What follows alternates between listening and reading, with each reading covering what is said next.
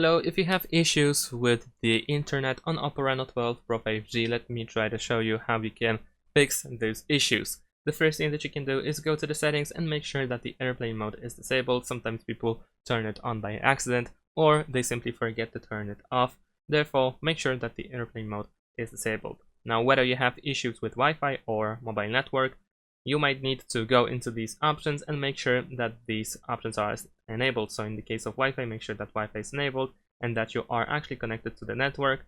If you have issues with the network, you can forget the network and try to connect one more time. If you cannot see your network, but you have been connected to it, you can tap these three dots in the top right corner, go to more settings, then choose save networks, and over here you can select the network and then forget it. Now, if you have issues with the mobile network instead, then of course you can go to mobile network. First, you need to make sure that mobile data is actually enabled, and the second thing that you should check, is the SIM card. More precisely, the fact that it should be enabled. So over here we have enable. If it's disabled, then of course you will not be able to use mobile network. Make sure that it is actually enabled. Alright, so if that's the case, then we can move down to system and update. So if nothing helped so far, you can go to backup and reset, then choose reset phone. And over here you have two settings that might be helpful in this case. The first one is reset network and Bluetooth settings, which resets Wi-Fi, Bluetooth, and mobile network settings.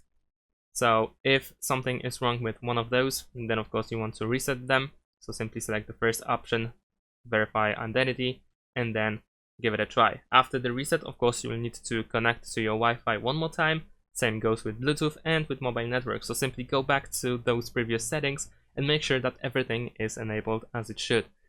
And if that doesn't help, then you have one more, and that is the reset all settings, which resets every setting that you have on the phone, including network settings. So after this option, you will need to configure settings one more time.